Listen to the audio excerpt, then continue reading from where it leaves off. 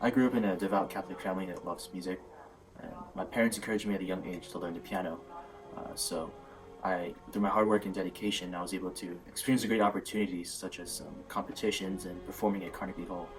And as I got older, music pulled me into searching for truth, beauty, and goodness itself. So because of that, now I'm able to use my gifts that God gave me for the highest form of worship through the Mass and through the proper or the rich liturgy of the Catholic Church. I remember my friends and I used to play soccer on Sundays at 12 p.m.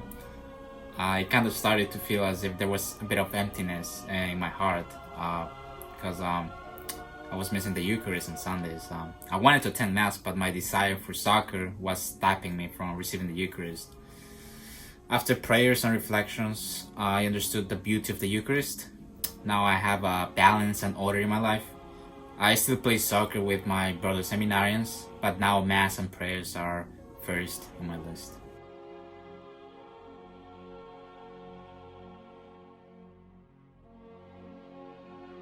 When I began to discern the priesthood, I was very anxious and fearful of all the sacrifices that would be demanded of me if I were to be ordained.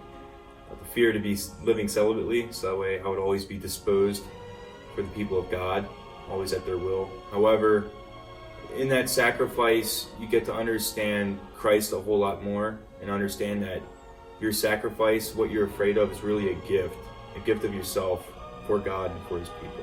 When I began discerning, it was very stressful thinking about what my family or friends were going to think or say about my decision to follow the Lord in this manner.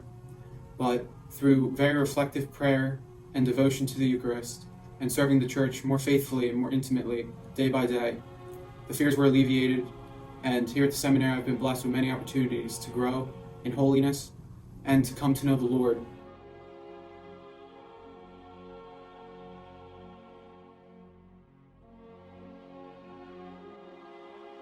One of the most attractive things about the priesthood, I think, is being in that sense of the persona Christi, where the priest takes on the action of Christ and only acts as an instrument in order for Christ to literally give up himself to us in the Holy Eucharist. That same concept applies to confession, where Christ works through the priest to forgive the sins of all who receive the sacrament of reconciliation. It takes that concept of being another Christ to a whole new level. I think as I grew up and read the stories about St. Maximilian Kolbe, spending time when he was in a death chamber, starvation chamber, ministering to others, singing with them, praying for them, and St. John Vianney spending 18 hours a day in the confessional, really that love they exuded for others, that heroicness, that not living for thyself but for others, the challenge and the self-sacrifice that I saw in these great priests. I think that's something that attracted me to the priesthood and to seminary here today. The priesthood is not just an ordinary calling. It is an extraordinary calling and an invitation from the Lord to make His presence known here in the world.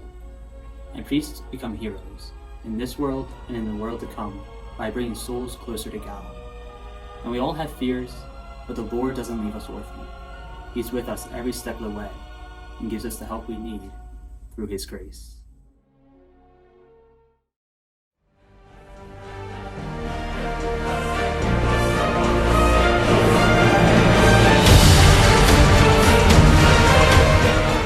No one has greater love than this, to to lay down one's life for one's friends. You are my friends, if you do what I command you. The Spirit of the Lord is upon me, because he has anointed me to bring glad tidings to the poor. He has sent me to proclaim liberty to captives, and recovery of sight to the blind, to let the oppressed go free, and to proclaim a year acceptable to the Lord. Therefore, my brothers, let us set an example for our kindred.